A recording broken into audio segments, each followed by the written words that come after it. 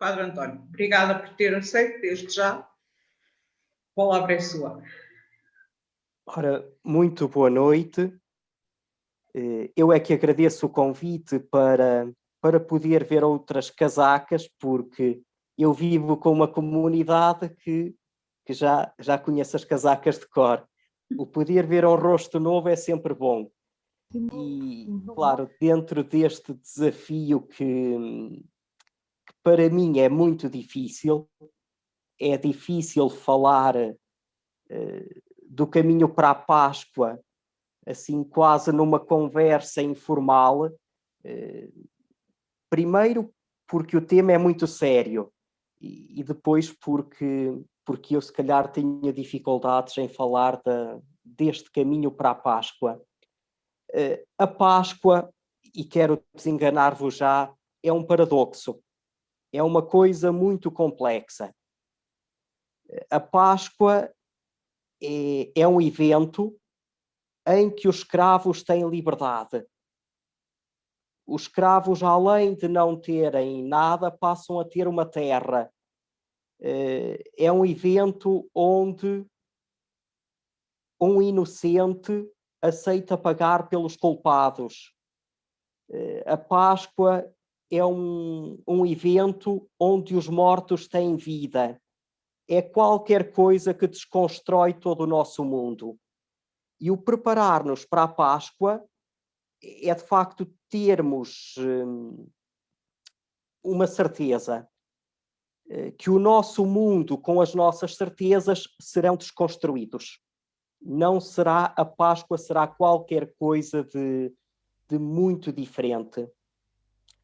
Tanto para o povo hebreu como para o povo cristão, a Páscoa é então marcada por este paradoxo de coisas quase contrárias.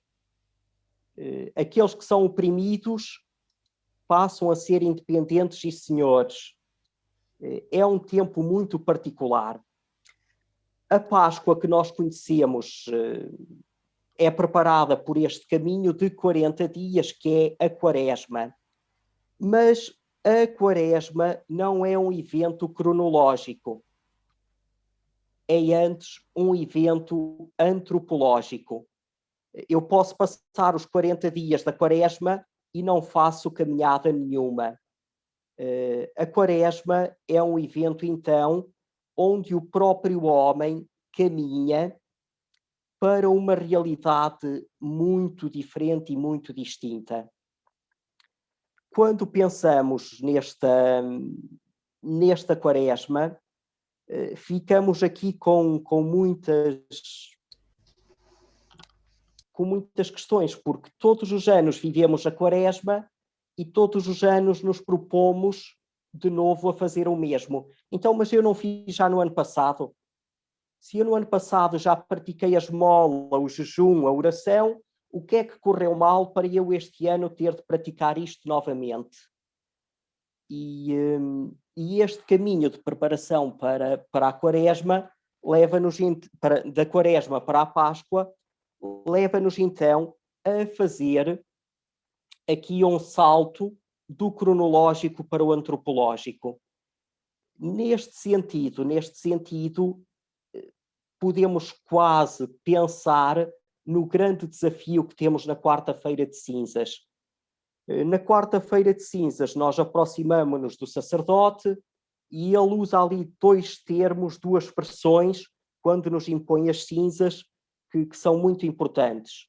Um é arrepende-te e acredita no Evangelho, como se o nosso pecado fosse todo derivado de não acreditarmos no Evangelho, e o outro é lembra-te que és pó e ao pó tornarás, como se o nosso pecado também fosse derivado de nós não termos consciência de que somos finitos, o querermos viver como se a nossa vida se perpetuasse neste molde e neste modelo aqui sobre a Terra. A Quaresma deveria ser um tempo em que nós descobrimos a graça de Deus.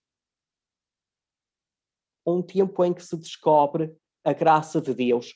E sobre a graça de Deus, o melhor exemplo que eu conheço, ou o exemplo mais atual que eu conheço para falar dela, é-nos dado através de um autor italiano que não é crente, mas não é crente como nós. Ele acredita, mas não acredita em tudo aquilo que nós acreditamos, porque algumas coisas podem não ajudar a acreditar. Mas este autor chama-se Henri de Luca e tem uma imagem para falar sobre a graça a partir dos refugiados. Neste fim de semana, o Papa Francisco visitou o Iraque, que esteve em guerra, e é sempre um tema atual o falar dos refugiados. Então, como é que o Henri de Luca fala sobre a graça a partir dos refugiados? Alguém que vive no norte da África, alguém que vive nos países em guerra, no Médio Oriente, e que num determinado momento diz: isto aqui está tão mal, com tanta violência, com tanta opressão, que eu não posso continuar a viver assim. Então eu tenho de procurar alguém que me leve para outra parte do mundo onde se viva de um modo diferente. Junta tudo o que tem, junta todo o dinheiro que tem, paga a um passador e este passador coloca num barco. Quando está no barco, em determinado momento, compreende que o passador já não está com ele. E sente-se ali perdido no meio do alto mar, sem saber para onde ir, sem saber para onde não ir, e aquilo que era a esperança dele, afinal, não é viável. Por sorte, aparece um navio de resgate que o tira daquela pequena embarcação e que o leva para uma embarcação maior, e na embarcação maior dão-lhe comida, dão-lhe água, dão-lhe roupa, e aqui tem a primeira experiência do que é receber qualquer coisa gratuito. E a partir daqui, outras pessoas que já não são os passadores a quem eles pagaram, levam-nos para outros países onde se vive melhor. O Henri de Luca compara isto com a religião. O homem desesperado pelos seus problemas do dia a dia, na melhor das hipóteses, procura auxílio na religião. Se não for na religião, pode ser no esoterismo, na bruxaria e noutros caminhos ainda mais complexos.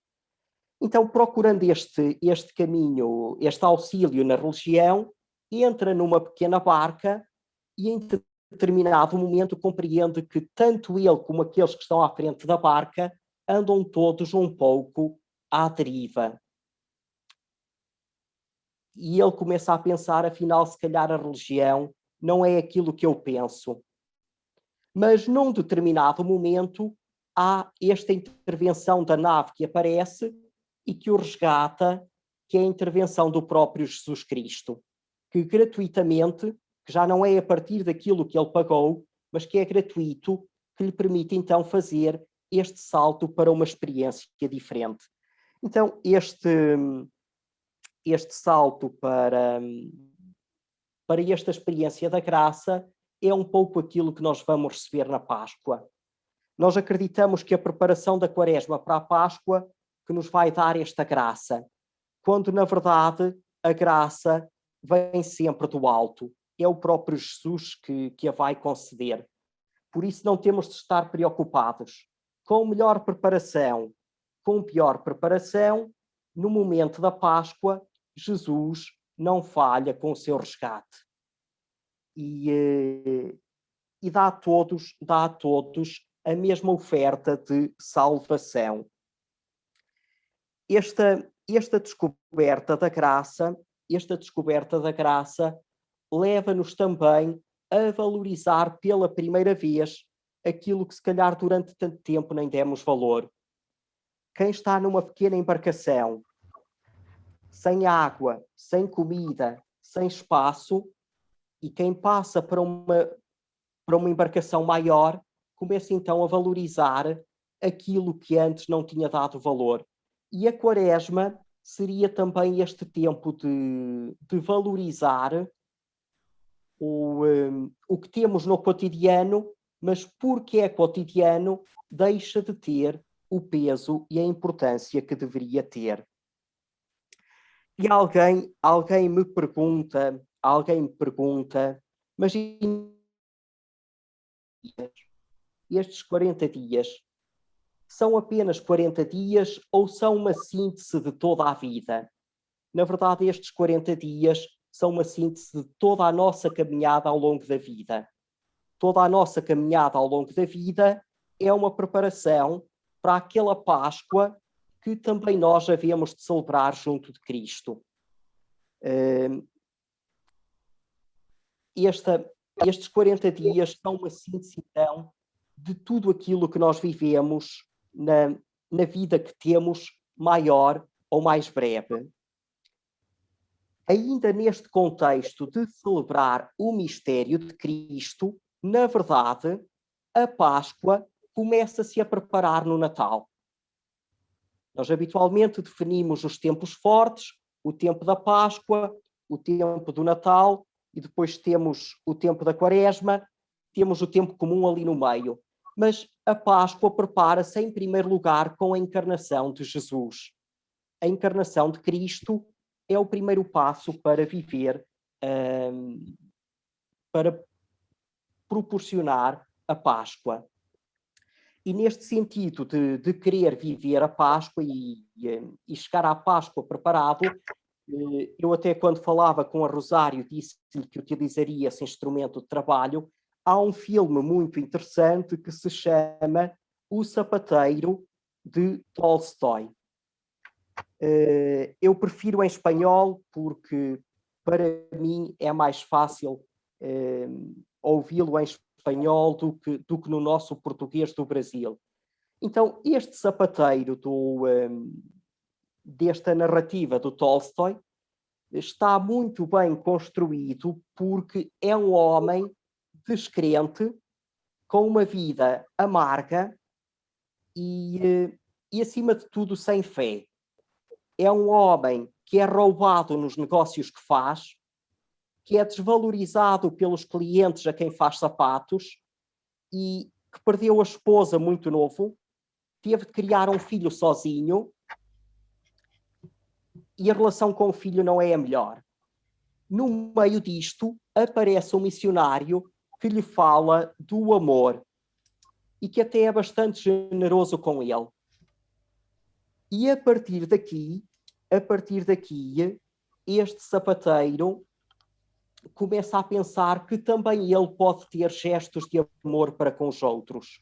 Até porque ele começa a esperar o Messias que vai nascer. Ele tem um sonho com a esposa em que a esposa lhe diz que o Messias o vai visitar. E ele acredita que vai morrer em breve. Então, nesta preparação para a morte, ele começa então a fazer atos de misericórdia. Acolhe uma mulher com uma criança pequena, a quem trata com tudo aquilo que tem. Ele até tinha preparado uma refeição para o Cristo que ia receber e deu a esta mulher. Ouve barulho fora, sai para ver o que está a acontecer e estão a bater num menino que tinha roubado. E ele paga a todos aqueles a quem o menino tinha roubado. Mas no final pergunta-lhe: é verdade que tu roubaste toda esta gente? E a criança responde: é verdade. Então entramos aqui num jogo em que as pessoas começam a fazer o exame de consciência. No final, aproximando-se o filme do final, este sapateiro oferece umas botas a um pobre que não tinha nada e vai ter com o seu filho. Tendo capacidade para lhe pedir perdão. Então, por que é que nós aqui temos, a partir do Natal, um caminho para a Páscoa que começa pela disposição, em primeiro lugar, para praticar boas obras e depois com a coragem para pedir perdão? É mais fácil praticar boas obras do que pedir perdão. É mais fácil dar uma esmola do que irmos pedir perdão a alguém. O pedir perdão é sempre um ato que é muito difícil, porque consideramos-lo ainda que quem vai pedir perdão está a inferiorizar-se em relação ao outro. quando na verdade quem vai pedir perdão está a configurar-se com o anúncio que é um paradoxo daquilo que será a Páscoa. Então, neste caminho para a Páscoa, é-nos proposto habitualmente o jejum, a esmola e a oração.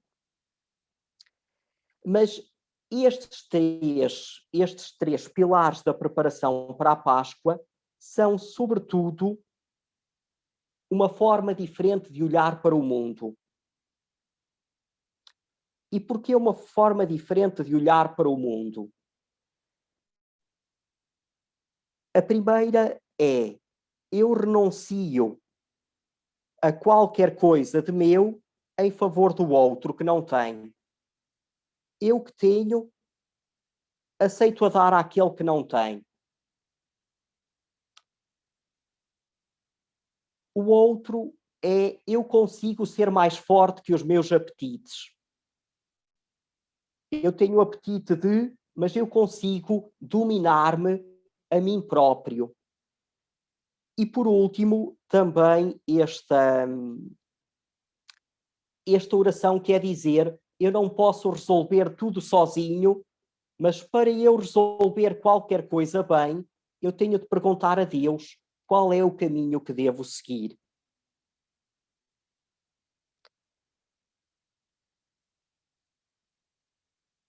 Quando fazemos estas três coisas, o jejum, a esmola e a oração, não estamos a olhar para o outro pelo seu mérito,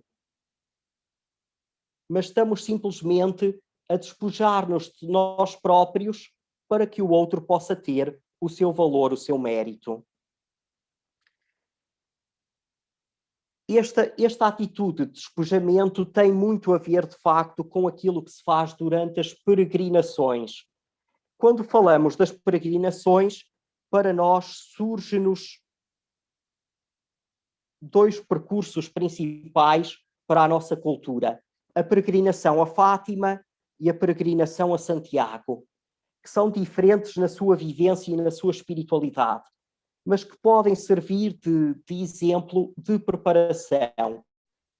Para todos, eu aconselho uma experiência destas, porque pode ser mais longa, pode ser menos longa, pode ser mais breve ou pode ser mais demorada, mas é uma experiência que nos transfigura. Transfigura-nos pela libertação.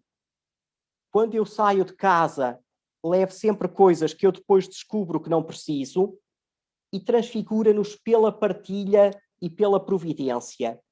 Se há coisa que é muito bonita, é no caminho os peregrinos partilham. E quando os peregrinos, ninguém diz eu estou a dar uma esmola ao outro. É uma partilha. Porque quando temos o sentimento de esmola, muitas vezes estamos a colocar-nos num patamar superior em relação ao outro. Quando temos um sentimento de partilha, eu estou no mesmo plano que está o outro. Eu preciso tanto quanto ele. E das coisas bonitas que nos acontece no caminho é, de facto, aquilo que faz falta aparece. E aquilo que não faz falta, mais cedo ou mais tarde, deixamo-lo para trás.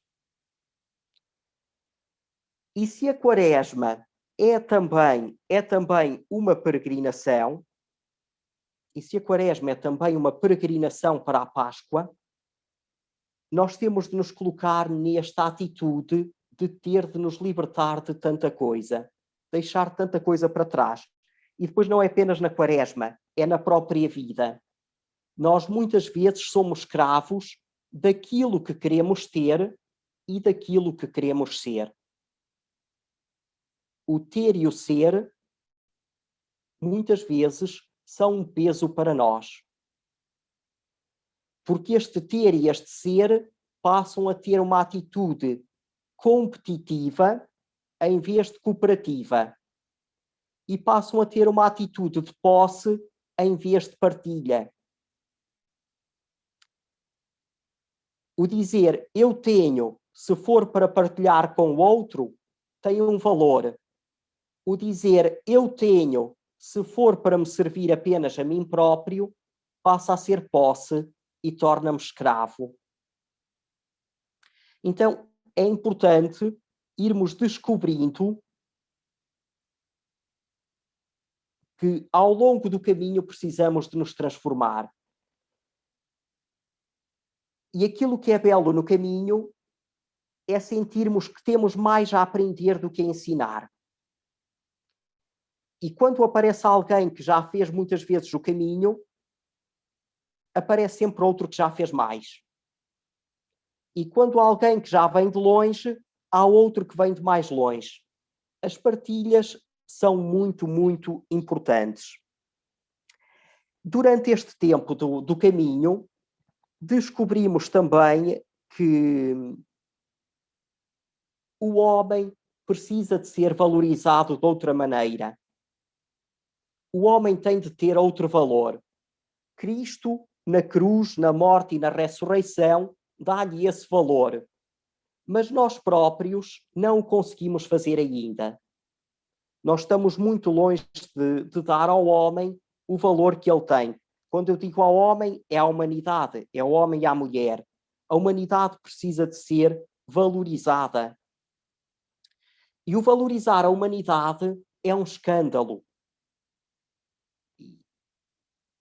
E é um escândalo porque muitas vezes as pessoas parece que não merecem. E parece que não são agradecidas.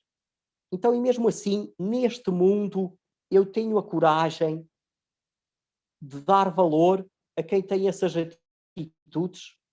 A partir do momento que eu dou valor a essas pessoas, eu estou a olhar para o mundo com os olhos de Cristo, que toca ao leproso, que toca ao cego, que convive com os pecadores, que chama aquele que rouba dinheiro na cobrança de impostos, aqueles que eram mal vistos, Cristo olha-os de outra maneira. Então o tempo da Quaresma é um tempo de olhar para a humanidade como aquele a que Cristo quer salvar. Não temos que ter ilusões. O querer olhar para o mundo com os olhos de Cristo é ficarmos a perder. É termos de sofrer muito para proporcionar aos outros algo que eles nunca conseguiriam ter. Nós temos vários exemplos sobre isso. Um dos exemplos que eu costumo falar nele é o caso do Dom Bosco, que olhando para jovens presos, consegue olhar para eles como homens e não apenas como presos. Um jovem que está preso porque roubou, porque matou. É um criminoso. Estamos a olhar para o passado. E Dom Bosco chega ao pé deles e diz: não, vós tendes o futuro à frente. Vós sois homens, vós ainda tendes muito a caminhar. Esta perspectiva faz toda a diferença. Na Quaresma, ponto importante, nós olhamos apenas para os pecados que cometemos ou olhamos para aquilo que Cristo ainda pode fazer conosco? O caminho para a Páscoa é um caminho para descobrir aquilo que Deus ainda pode fazer conosco. Outro exemplo também, vou usar um filme conhecido, A Festa de Babette, ou A Ceia de Babette, onde uma senhora com alguns bens, que teve um restaurante e que sabia cozinhar muito bem, coloca-se ao serviço de duas irmãs, que se consideravam superiores a ela, porque ela estava como criada e elas como senhoras, mas que, no entanto, não o eram.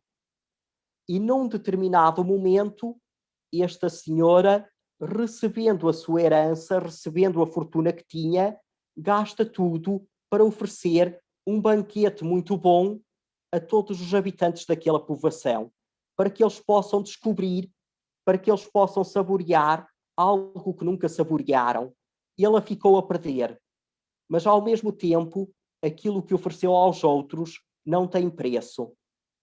E só assim é que conseguimos compreender um pouco a atitude de Jesus quando aceita entregar a sua vida por nós na cruz. Então, este caminho que é a existência continua a provocar-nos e a escandalizar-nos. E nós, ao longo deste caminho, temos vários domingos. Temos primeiro 5 domingos, depois temos também o domingo de Ramos, temos aqui um conjunto de domingos onde é importante vermos um pouco os temas que são tratados. Logo no primeiro domingo, a primeira leitura fala-nos sobre uma aliança que Deus faz com Noé. Para nos dizer que, de facto, Deus quer salvar a humanidade e não quer castigar a humanidade. Então, este Deus que quer salvar a humanidade é o Deus que nós devemos descobrir neste caminho para a Páscoa. Eu, na preparação para a Páscoa, eu não me comporto bem porque tenho medo que Deus me castigue, mas eu comporto-me bem porque sei que Deus me ama muito. E a primeira leitura procura, então, enquadrar-nos neste contexto. Depois do Evangelho temos as tentações de Jesus.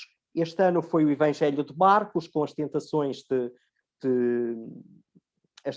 que o demónio fez a Jesus, e Jesus não cede diante de nenhuma delas. Mas estas tentações que são feitas a Jesus são as tentações que a própria humanidade tem. O ter, a fama, o poder, tudo coisas que com facilidade podem envolver o nosso coração.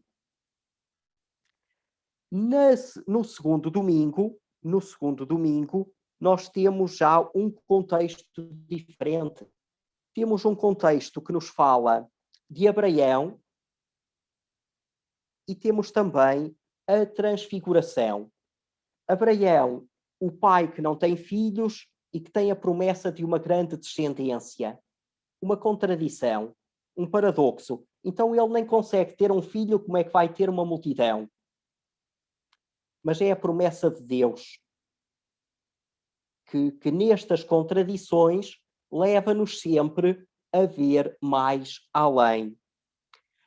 Depois, na transfiguração, temos, por um lado, o Jesus ressuscitado e temos também o homem criado por Deus, livre do pecado. Este homem livre do pecado é qualquer coisa de extraordinário, porque é um homem segundo a vontade de Deus.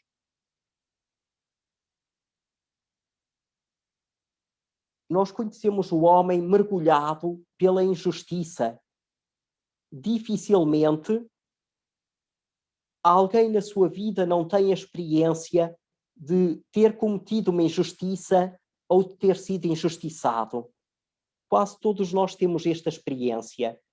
E é uma experiência que nos fere muito. Mas o homem criado por Deus é um homem que vive na graça e que não conhece este comportamento de injustiça. E se nós nos queremos preparar para a Páscoa, temos então de ser capazes de nos libertar de todas as injustiças que sofremos e cometemos. Quando nos falam, por exemplo, do cardeal Vantuan, que esteve preso e que, apesar disso, não guardou nenhum rancor aos seus carcereiros. Porquê? Porque ele conseguiu libertar-se deste sentimento de injustiça. Aqueles carcereiros estavam apenas a cumprir uma missão que lhes tinha sido pedida. E nós muitas vezes não conseguimos fazer isto. Então, no caminho para a Páscoa, é importante libertar-nos destes sentimentos que de injustiça nos levam a nós a ser injustos com os outros. Ainda neste percurso, no domingo que foi ontem, tínhamos um Deus que era castigador até à quarta geração, mas depois misericordioso até à milésima, muito mais misericordioso que vingativo. Então temos que descobrir este Deus que é capaz de olhar para o homem com misericórdia. E no texto de ontem do Evangelho tínhamos também uma provocação, que é aquilo que é preciso ser purificado na nossa fé. A nossa fé tem de ser purificada. Aqueles vendedores que estavam no templo, todos os dias estavam ali. Apesar disso, não estavam lá pelas causas corretas. E nós muitas vezes também temos a tentação ou o risco de vivermos no templo, mas de não ser pelas causas corretas, de ser por motivos que não nos unem a Deus.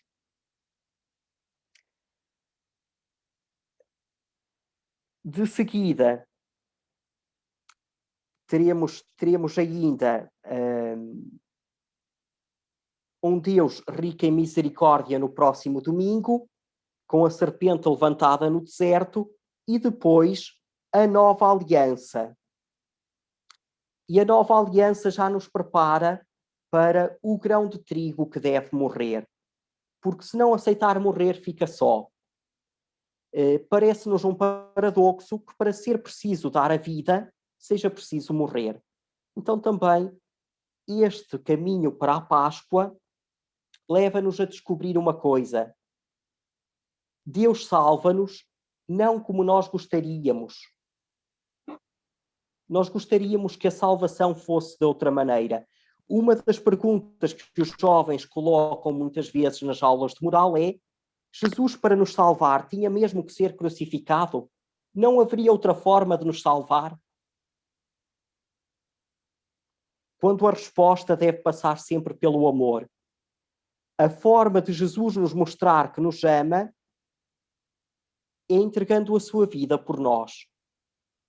Porque se não o fizesse, poderíamos ficar com dúvidas se ele nos amava ou não. Mas alguém que é capaz de dar a vida para salvar o outro, não pode haver dúvidas de que ama, e a outra parte não pode ter dúvidas de que é amada. Depois, o Domingo de Ramos é a entrada em Jerusalém, e é já o princípio da paixão. Então,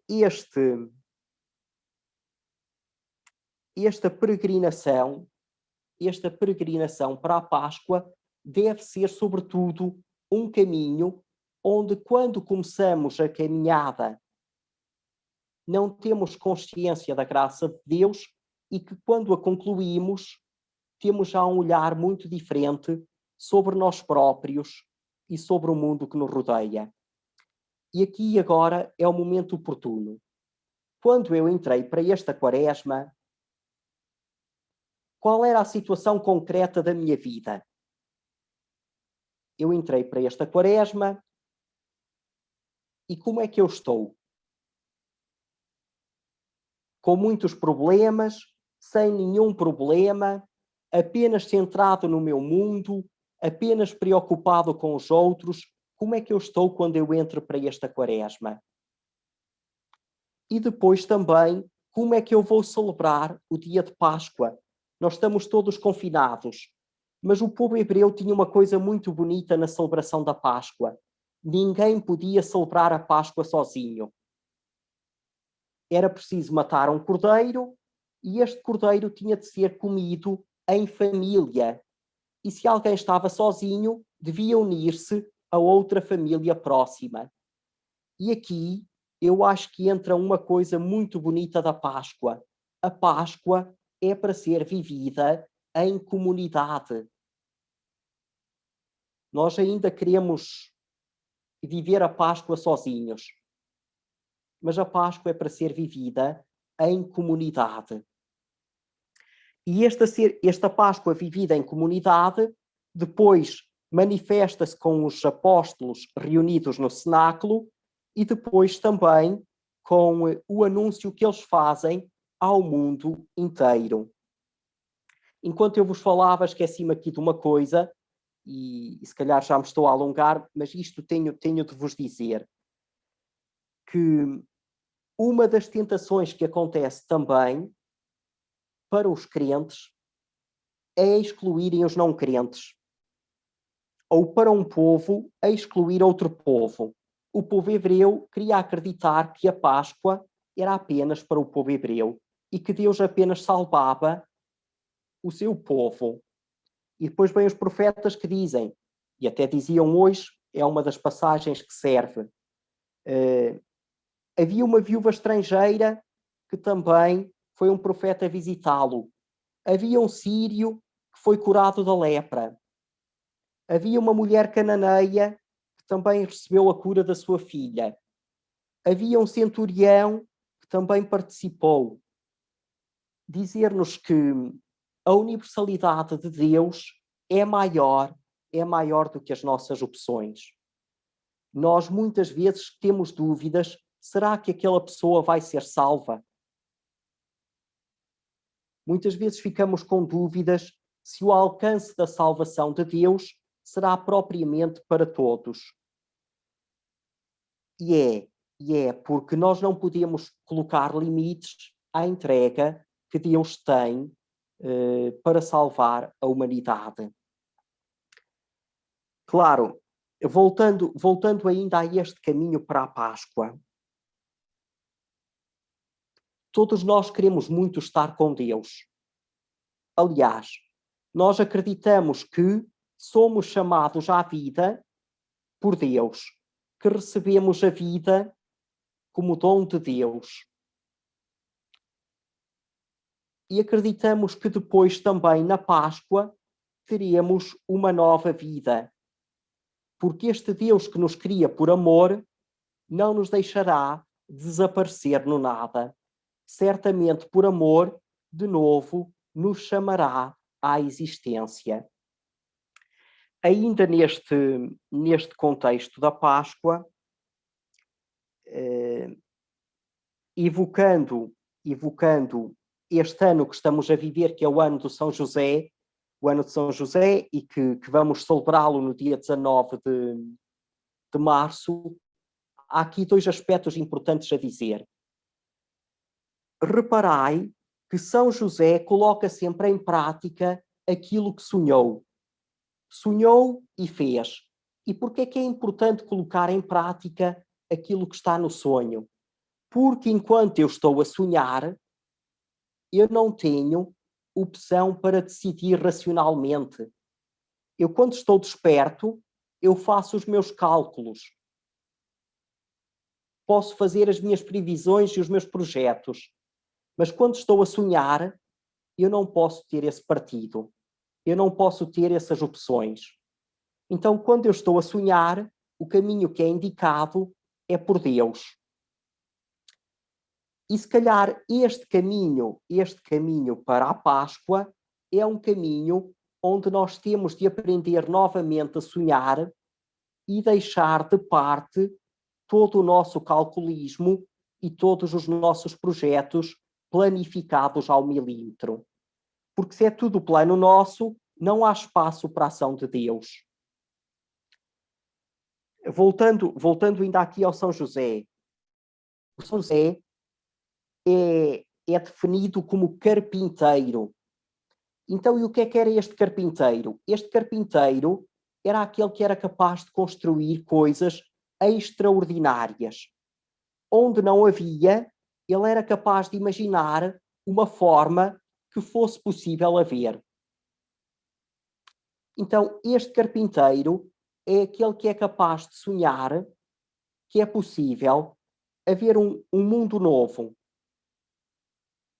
que é possível que o Espírito Santo tenha concebido, que o Espírito Santo tenha de facto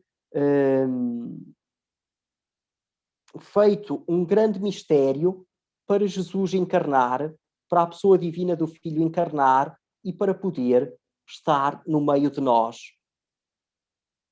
O carpinteiro é aquele que é capaz de criar uma realidade nova. E em Jesus, em Maria, em José, surge esta realidade nova, que é o mundo onde Deus salva a humanidade. O que é que eu vos poderia dizer mais nesta preparação para a Páscoa? Que todos os anos a vivemos, mas que para nós é sempre um mistério demasiado grande. Por isso este ano vivei-a também bem. E se calhar eu já falei demais, vou passar-vos a palavra a vós, porque respondendo a algumas das vossas perguntas, para mim também será mais fácil do que estar apenas eu a falar sobre esta temática da Páscoa. Muito obrigada, Padre António, sábio e paradoxal, como sempre, mas os paradoxos, como dizia, é que nos salvam, não é? Acho que era uma das afirmações que fazia. Então eu passava a palavra a quem quiser fazer alguma pergunta, algum comentário, sublinhar alguma ideia ou pedir que se esclareça alguma ideia das que foi transmitida. Estejam à vontade, façam-me só sinal, aí nas reações tem a mão para levantar a mão e estejam à vontade para interpelar, porque senão não é uma tertúlia, é um monólogo. Alguma novidade em relação ao que foi dito, que gostássemos de aprofundar, estejam à vontade, está bem? Primeiro corajoso ou corajosa. Hoje estas são as mulheres, têm que ser corajosas. Acho que são sempre.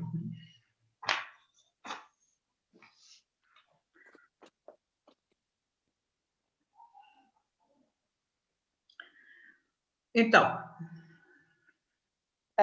Rosário, eu levantei a mão, não sei se viu. Não vi, peço desculpa, Ana. A Ana que chegou um bocadinho, Ana Margarida, que chegou um bocadinho mais tarde, mas que é uma fã dos nossos encontros. Obrigada. Sim, diz. Sim.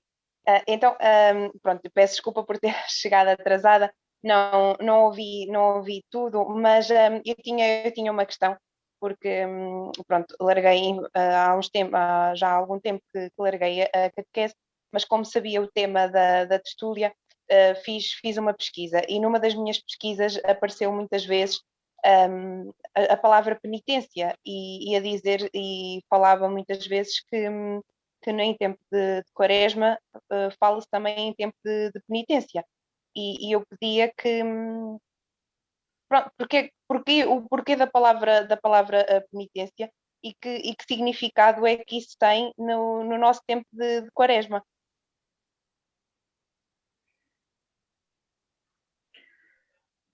Muito bem. Não sei se mais alguém quer fazer alguma pergunta ou se passamos a bola para o Padre António. Ora, a bola já está aqui a pular, já está aqui. Então vá, toca a jogar. De facto, esta questão da penitência tem a ver com dois aspectos. Uma delas é muitas vezes a pessoa querer demonstrar que verdadeiramente mudou de vida. E quando nós falamos de penitência, muitas vezes falamos de pessoas que têm um pecado público que é reconhecido por toda a gente e que a própria pessoa diz, mas eu quero demonstrar à comunidade que mudei de vida, então a minha penitência há de ser pública também. Outras vezes compreende-se a penitência como um preço a pagar por qualquer coisa que eu fiz. Mas se fosse eu a pagar esse preço, já não era Jesus que me salvava. Já nem sequer a absolvição era misericórdia de Deus. Já seria apenas tudo mérito meu. E é importante também ver esta penitência apenas como uma pequena participação. A penitência pode ser útil à minha transformação interior. A penitência muitas vezes é qualquer... Não se preocupe. Alguém que falou com o micro aberto. Pode continuar. A penitência é qualquer coisa que muitas vezes nos ajuda a mudar a nossa postura. Eu tenho o vício de roubar. E o padre diz-me, então vais devolver. Então, mas se eu roubo e se eu devolvo, a penitência desencoraja-me a fazer. Eu tenho o pecado, não sei, de andar em excesso de velocidade. É um pecado capital, social, é um pecado que pode ser até mortal, e o sacerdote diz-me, vais colocar um limite de velocidade no teu carro. É qualquer coisa que pode ajudar na minha conduta. E se for uma autocorreção, faz sentido. O risco é compreendê-la apenas como um preço que eu pago e que é proporcional a determinado pecado. Quando, eu não sei se a Ana, aparece André. Sim. Desculpe. É que não, mas eu não consegui ligar-me.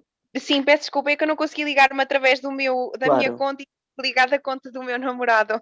Muito mas bem. é a Ana, sim. A Ana, sim. Não sei se ouviu a história do Henry de Luca dos migrantes que vêm do norte da África.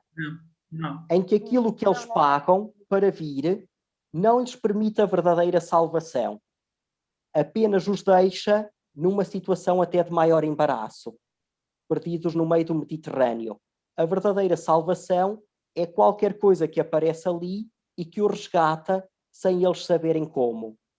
E aqui neste campo da penitência também é um pouco nesse sentido, de dizer que há ali 2 gotinhas que são nossas, mas o resto é graça de Deus.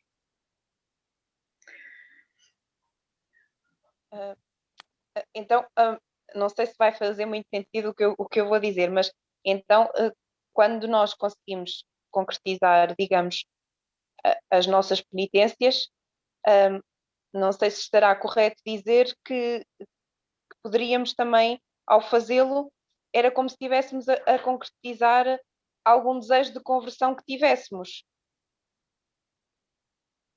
Sim, muitas vezes a nossa penitência é um sinal exterior deste desejo interior. E muitas vezes também é uma forma de purificar a consciência. A consciência está tão pesada que a partir de uma determinada tarefa realizada, a pessoa passa a sentir-se melhor. Eu não sei se posso dar uma chega e até aferir se estarei a pensar bem. O Padre António começou por afirmar que a Quaresma não é tanto um tempo cronológico, nem centrado no pecado, no passado, mas um tempo antropológico e que olha para aquilo que Deus ainda pode fazer em mim. Eu penso, e isto é uma opinião muito pessoal, que a Igreja, durante muitos anos, pôs muito o centro da conversão na própria pessoa e pouco espaço para a graça de Deus.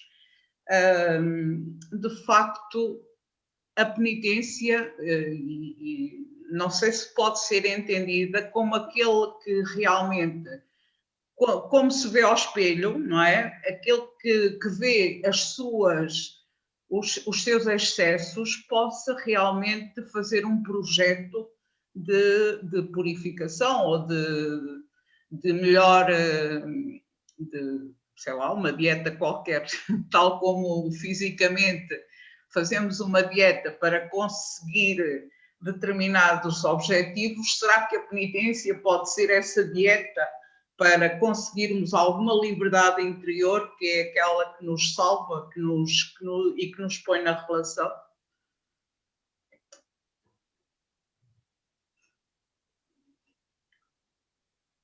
Pergunto.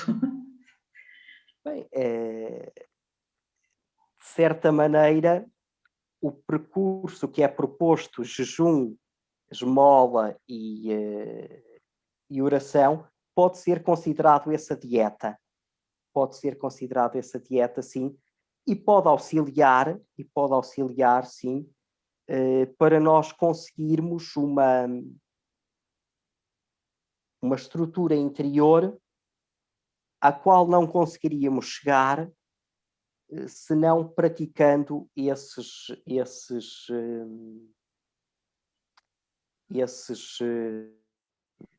três pilares.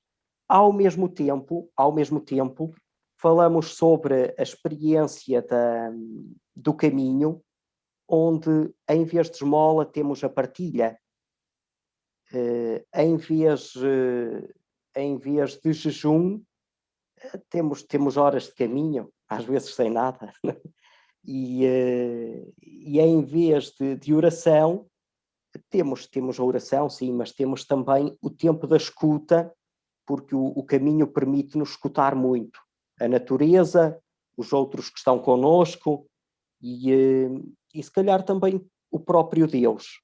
Então, o descobrirmos a oração não apenas como a nossa parte verbalizada, mas também como este tempo em que Deus fala e que sou eu que o escuto. Sim. Mais intervenções? Foi uma novidade? Foi agradável? Lá, digam alguma coisa. O Sr. Padre também gosta de ser avaliado.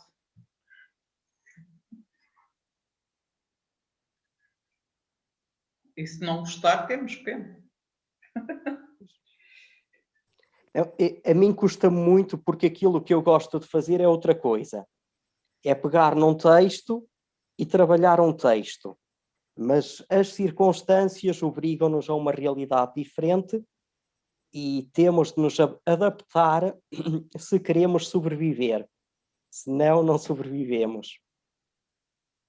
Isabel Afonso, eu acho que tu queres falar. Diz lá. Sim, olha, desapareceu a mão entretanto. Boa noite.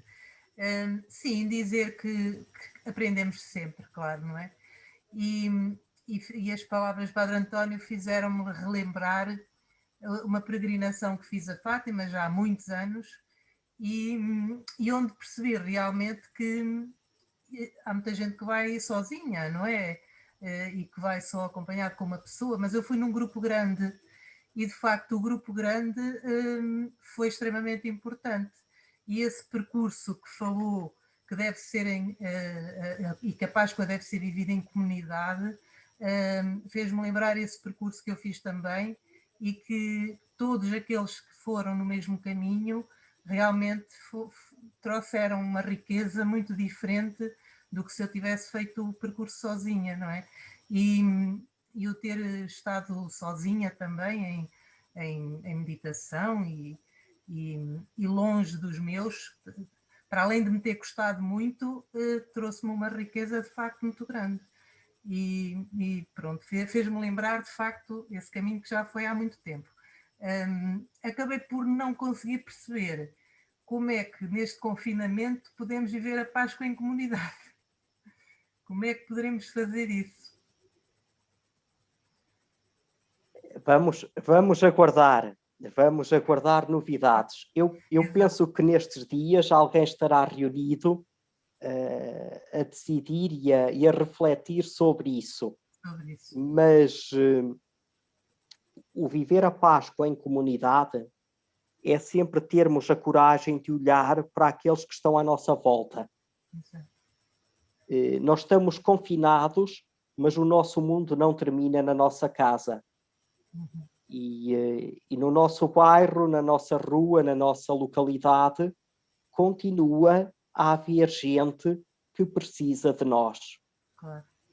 E o viver esta Páscoa em comunidade é a nível de fé que é partilhada, mas depois também é a nível de realizar nas obras a fé que acreditamos. Porque a fé é qualquer coisa que não precisamos de o dizer. Mas a fé não está congelada. E como não está congelada, leva-nos sempre a agir. E desse modo, a nível comunitário, a Páscoa terá sempre uma expressão para com aqueles que estão sozinhos. Eu dei o exemplo do povo hebreu, que quem estava sozinho unia-se a uma família grande. E aqui, se calhar, não é a questão da união, mas é os grupos que estão bem terem atenção àqueles que podem não estar, àqueles que podem estar sozinhos. Porque o nosso tempo é um tempo de restrições e de precauções. Apesar disso, não podemos deixar de ter uma vida humana só para termos vida. A nossa vida tem de continuar a ser humana. Mais um aspecto sobre a peregrinação. Eu sou um amante das peregrinações sozinho. E explico porquê. Porque nunca estamos sozinhos. No caminho, encontramos sempre mais gente e descobrimos que não estamos sozinhos. Quando eu parto com um grupo, aquele grupo que parte comigo, muitas vezes bloqueia-me a relação com os outros. Porque eu já tenho o meu grupo, a minha segurança. Se eu partir sem ninguém, com mais facilidade inicio o diálogo com os outros que não conheço de lado nenhum. Mas isto são etapas. Sim, claro.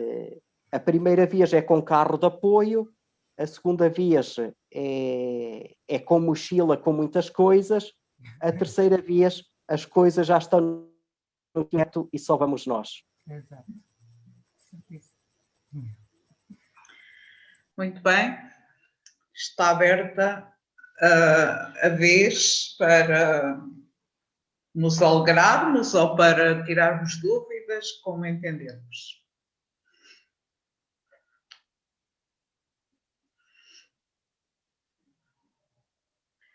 Há aqui alguém a aplaudir, não quer dizer nada de viva voz? O Sr. José Faria. Muito boa noite a todas. Boa noite. Obrigado por este bocadinho.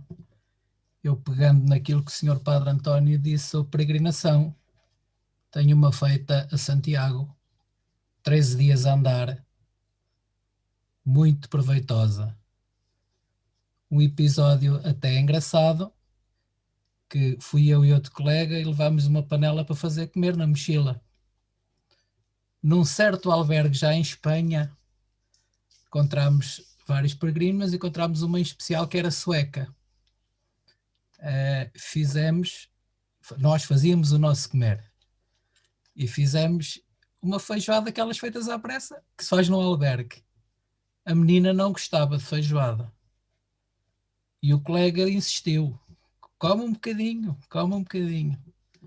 A senhora lá provou, a menina lá provou um bocadinho da feijoada e então não gostou de feijoada, que repetiu mais 2 vezes. Tinha fome, não é? Mas pudera. Foi muito bom, uma peregrinação que eu gostaria de voltar a fazer, mas provavelmente não vou conseguir, porque eu parti um pé e desde aí nunca mais fiz caminhadas. Não sei se consigo ir, mas gostava de ir. Foi em 2011, gostava de lá voltar. E é extremamente útil para todos nós. Não, o seu padre diz que gosta de fazer sozinho, eu à próxima se calhar também iria mesmo sozinho. Porque eu arrancava sozinho, entre aspas, tinha um colega, não os podia deixar para trás de maneira alguma, mas gostava de ir à frente, a ouvir os rios, a ouvir os passarinhos, a ouvir aquilo tudo. E ver o sol nascer às 5h30 da manhã, 6 é maravilhoso, maravilhoso. E então, para quem puder, eu aconselhava. Continuação de uma boa noite a todos e mais uma vez muito obrigado a vós e ao Padre António. Obrigado. Obrigada também pelo seu testemunho. este testemunho fez-me lembrar a memória e a importância da memória na nossa vida. Não sei se quer falar um bocadinho sobre isso, Padre António. Eu quero falar uma coisa aqui, explicar uma coisa ao José. Eu gosto de ir sozinho, que raramente vou, mas é porque eu sou muito lento no caminho. Então, a forma de estar mais à vontade é ir sozinho. Eu tenho episódios tristes de sair uma hora mais cedo do albergue e gente que saiu uma hora depois de mim ultrapassar-me. Mas há uma explicação, é que eles tomavam um pequeno almoço no albergue e eu tomava a meio do caminho. Há essas questões. Mas pela experiência que falou da partilha com essa senhora, com essa jovem sueca, indo num grupo grande, isso perde-se, porque o grupo bloqueia. E por isso é que eu sou favorável a ir sozinho ou em pequenos grupos. Dois acho que está bem, que é bom. Um grupo grande tem outra segurança, mas depois acaba de facto por afastar o relacionamento com o desconhecido, com o outro. E sobre o caminho, fazer 13 dias é um caminho longo, mas talvez 4, 5, 3, procurar partir mais perto de Santiago e fazer um percurso. Quem quer consegue sempre. Claramente. Mas nós partimos 2, partimos no Porto apanhámos mais 4 e depois em Tui mais 6. Portanto, até lá chegámos, já éramos um grupo grande.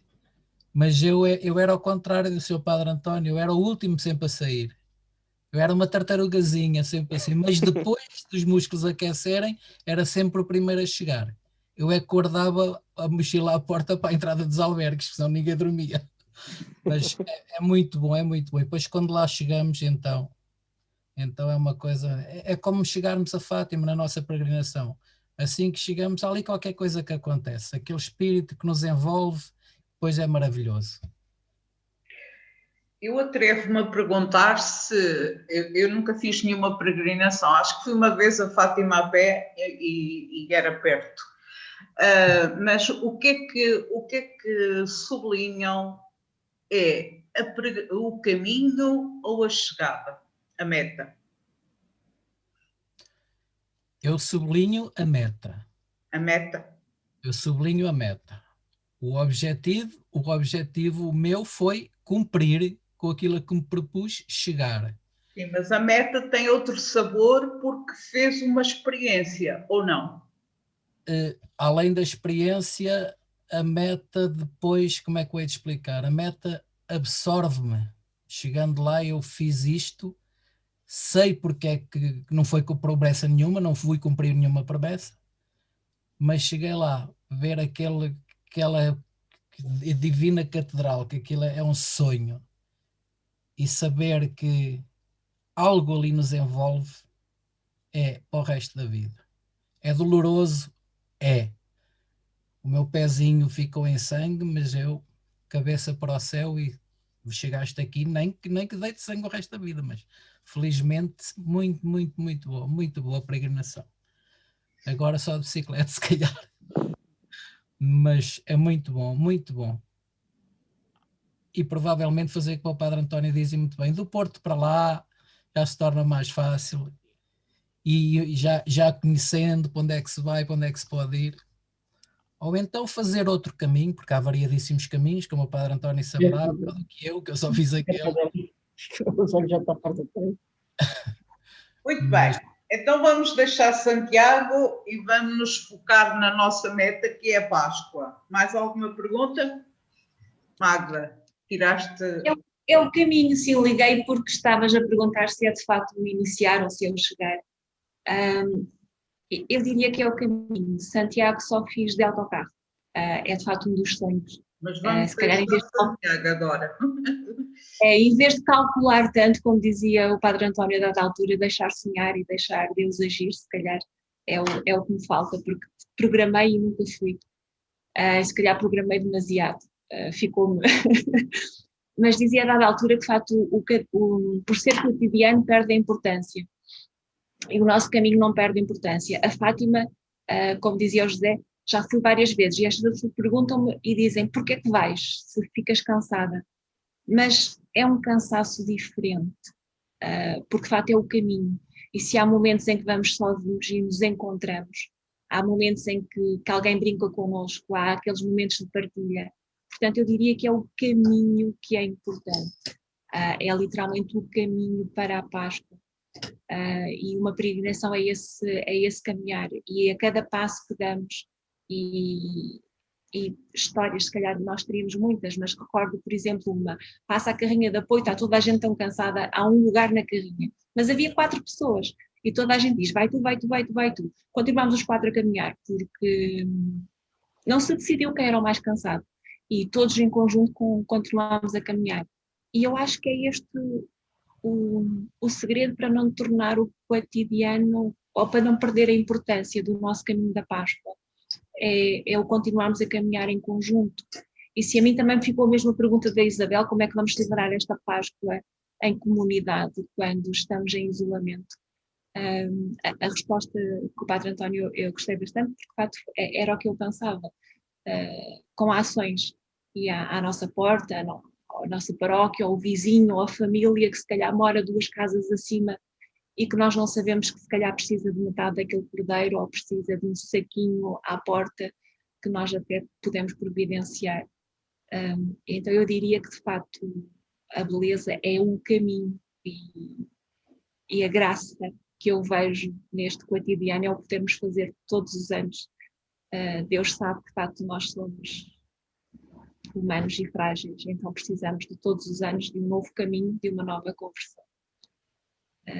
Também gostei muito, obrigada, Padre António, e foi como ficou deste nosso encontro.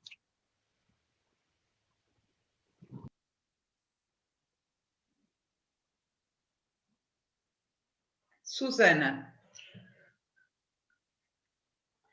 diz lá das tuas impressões desta noite. Não das peregrinações, das impressões do que foi dito. Pois, a minha peregrinação também foi a Fátima e foi de perto, não foi assim uma grande caminhada, mas ao longo da vida a gente faz sempre uma peregrinação interior, não é? Isso às vezes acontece, e no meu dia-a-dia acontece bastantes vezes, por causa das minhas opções também. Da noite de hoje, aquilo que me tocou realmente foi, no início, a questão dos refugiados. Realmente nunca tinha pensado nessa questão, nesta perspectiva. E realmente nós, à procura de Deus, somos mesmo refugiados. E foi isso que me tocou. Em relação a este período, tem sido difícil viver em confinamento, sobretudo pela ausência, pelo afastamento da família, que eu estou aqui bastante sozinha, tenho aqui o núcleo em casa, mas estou longe dos pais, dos irmãos. Isso tem sido difícil e também nesta quaresma tenho usado isso como uma caminhada e oferecido esse sacrifício, não é para me ultrapassar e para chegar a algum lado, para chegar à meta, para ser melhor, para me superar. E pronto, continuo assim um bocadinho envergonhada, é difícil falar muito. Muito obrigada, acho que foi um bom testemunho, eu gostei e é sempre preciso alguém que pique. Agora é a minha função aqui, é picar os mais tímidos. E ainda falta a Alda e a Joana.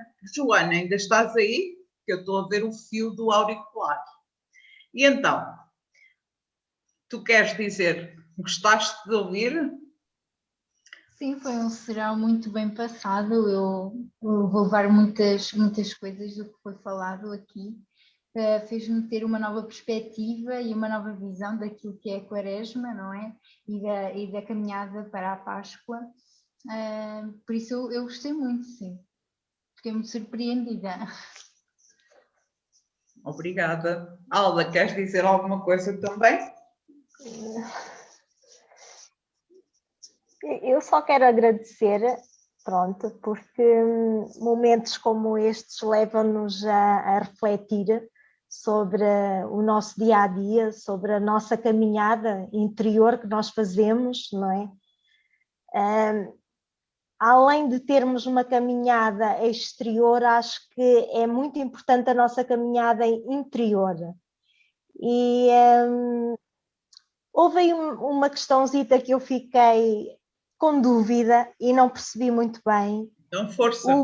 O porquê do Senhor Padre ter referido que a caminhada para a Páscoa começa no Natal.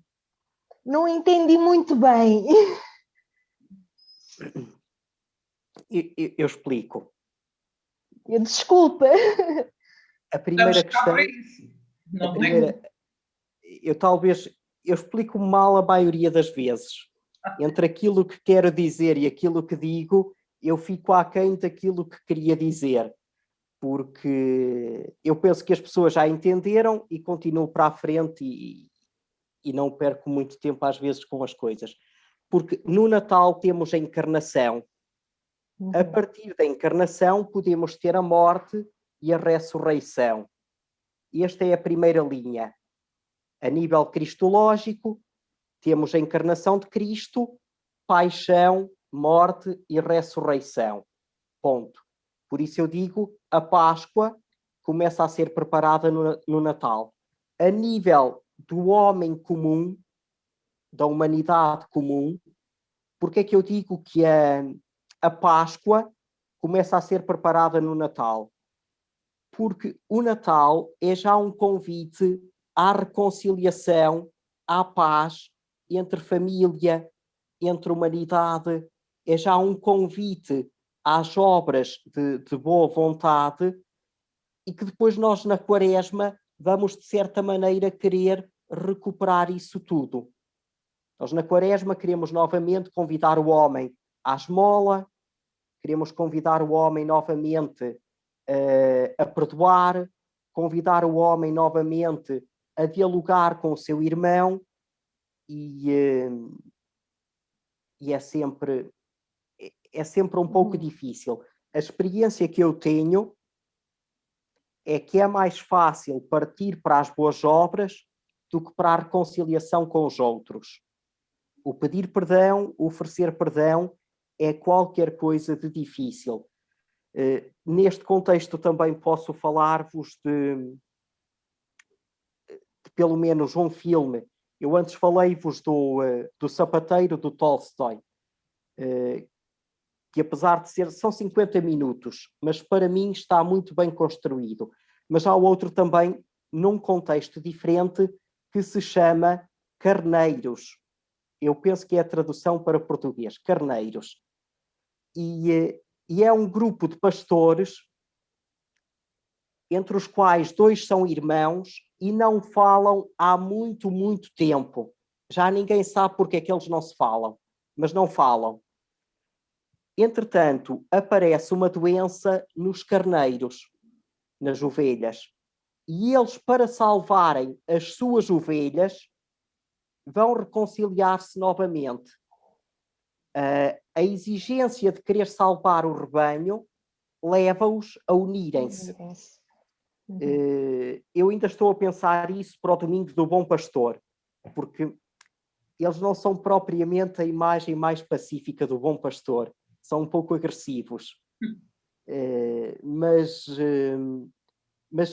este sentimento de união pelas ovelhas, eu não sou o homem mais perfeito, mas pelas minhas ovelhas eu faço tudo, eu acho que é qualquer coisa que está muito bem conseguida. E se um homem que não é perfeito faz tudo pelas ovelhas, Deus que é perfeito pela humanidade, o quanto não fará.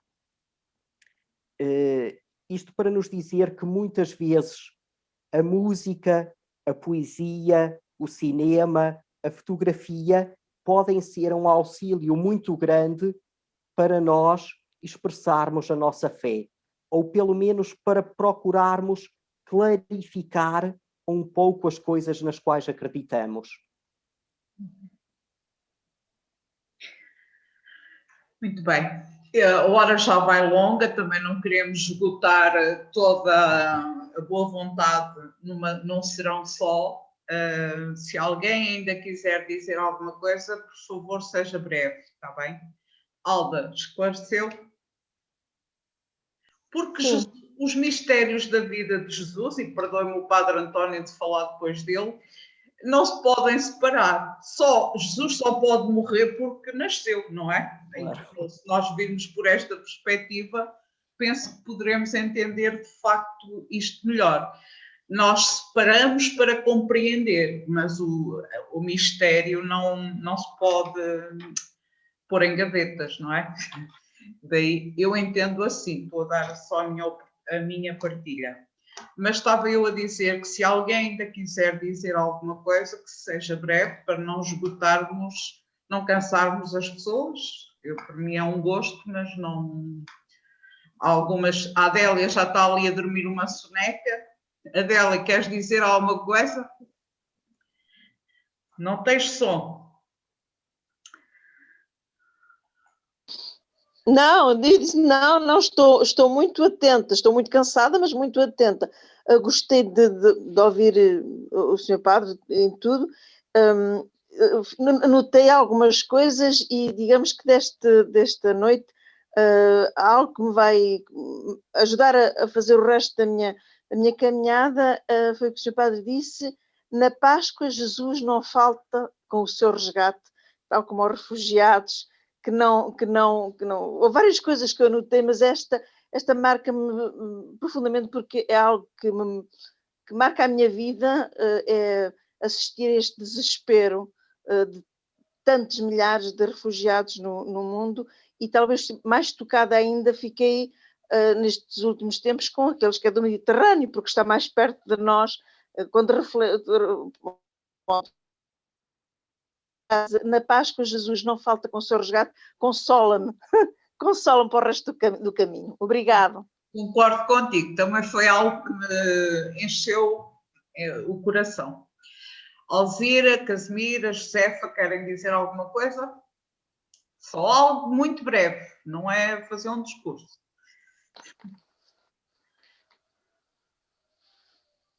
Sim ou não? Magda, chega ali à porta que eu quero te pedir uma coisa, faz favor. Eu só queria dizer que estou muito grata, muito feliz por cada um de vós, mesmo os que eu não conhecia. É bom estarmos aqui desta maneira comunicarmos. E este caminho para a Páscoa ficou mais rico da minha parte. De facto, é um caminho. E o caminho faz-se caminhando, diz o outro. Sim. É um caminho não feito ainda. Cada um terá que o fazer. O mais importante é a meta, é o caminho. Eu acho que é tudo importante, porque se eu fizer bem o caminho, eu chego à meta. Não era um discurso, Alzira, era só um sublinhado. Estou mesmo a terminar. E em cada dia eu estou nesse caminho, pela oração. E a oração para mim é o grande farol para me indicar este caminho. Tá, obrigada, boa noite. Obrigada, Padre António. A todos. Josefa e Casimira, querem dizer alguma coisa?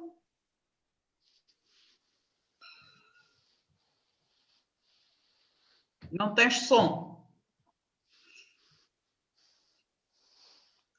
Mas tem que ser rápido.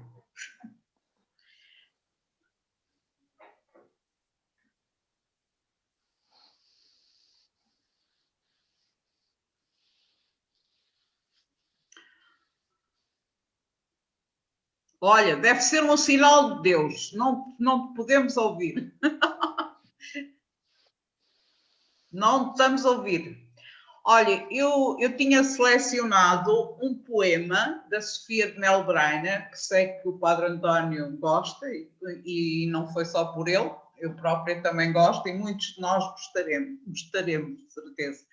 Peço à Magda que partilhe a tela. Já tens, Magda? Casimira, já tens voz, podes falar ainda. Sim, só gostava de agradecer ao Padre António esta oportunidade e conhecer caras novas que eu não conhecia. Foi uma ideia que me ficou, que não sei se é bem correta, que é a Quaresma como uma caminhada que cada um de nós vai fazendo até chegar à Páscoa, que não sabemos quando é a nossa Páscoa com Jesus Cristo. E não sei se fui clara ou se compreendi muito bem, mas gostei de ouvir esta expressão. E acho que estou outra vez sem som. Não estás, mas obrigada, está bem? Então vamos terminar com este poema que está declamado: A viver em pleno vento.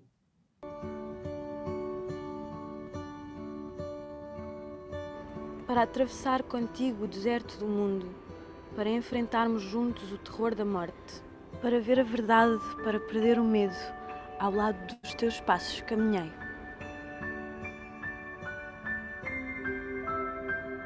Por ti deixei meu reino, meu segredo, minha rápida noite, meu silêncio, minha pérola redonda e seu oriente, meu espelho, minha vida, minha imagem, e abandonei os jardins do paraíso.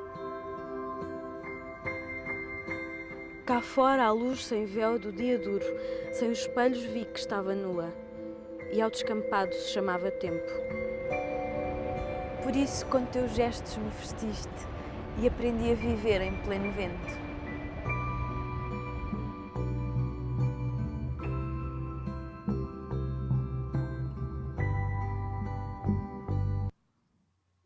Obrigada. Fica a mensagem, para além de tudo o que foi dito, por mim, e já que estou a coordenar, a Martinha, acho que me escapaste, mas pronto, também não tiveste a iniciativa.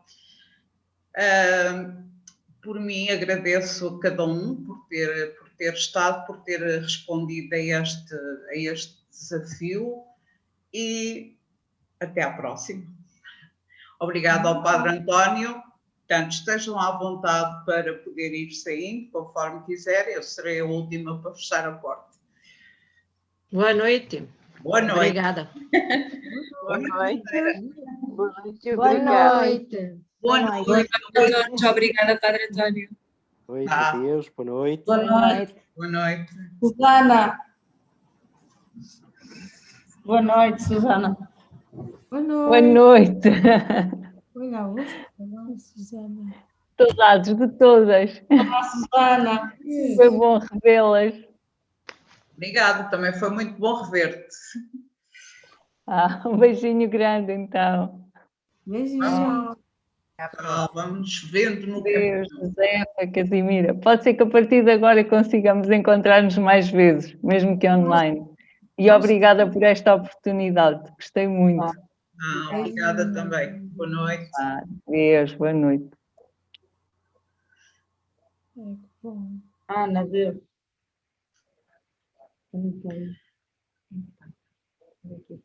Quem é que vai ser mais?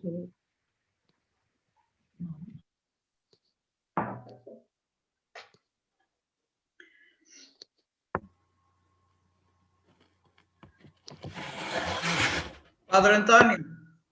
Sim. Vamos embora também ou falamos depois? Vamos, é como quiser. Como quiser. Sim. Está bem. Olha, eu agradeço-lhe de coração. Não tem nada que agradecer, então. Foi um serão na vossa companhia, que eu já não estou habituado a ter povo. Pois, mas tem os seus seminaristas, não? Sim, tenho. Há quem tenha menos povo. Pois, claro que há, sim. E foi uma experiência agradável, pronto. Um pouco diferente, porque este contexto é diferente, claro. mas foi bom. Eu também tinha aqui um poema para o final, mas ainda bem que se antecipou. Peço desculpa. Então... Não, depois, quando falou da Sofia, até me recordei de outro Mais bonito. Mas não era mais bonito. Foi. Olha, mas pode publicá-lo se quiser. Mande por Messenger que eu depois publico lá na página, está bem? Não se preocupe com nada disso. Não, então é uma partilha, acho que sim. Será enriquecedor sempre. Eu pensei que tinha que dar assim, pensei Claro. que era a mim que me cabia rematar, mas Não, peço desculpa. e foi bom porque eu iria utilizar um não crente. Ela também não era uma crente explícita, não é? Mas mesmo assim... O não crente faz-nos bem. Para mim, não sei qual é a ideia, mas esta história do Papa ter ido ao Iraque e ter reconhecido naquele ancião, que já não sei como é que ele se chama, um homem de Deus, eu assim, olha, eu pessoalmente acho que isto é uma riqueza que, na minha perspectiva, aproxima este Papa muito de Jesus. Mesmo criticado pela religião católica, ele vai avançando com as suas ideias e com as suas iniciativas. É uma perspectiva, não sei se muito correta, mas foi um sentido que eu experimentei.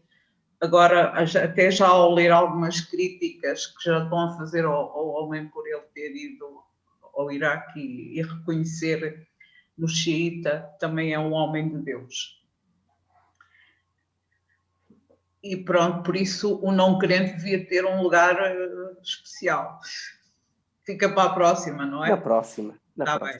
Muito bem, pronto. Uma santa noite, então. Vai haver próxima. Claro, e ponham-me na rua, então. Pronto, adeus. Tchau, boa noite. Tchau. Boa noite.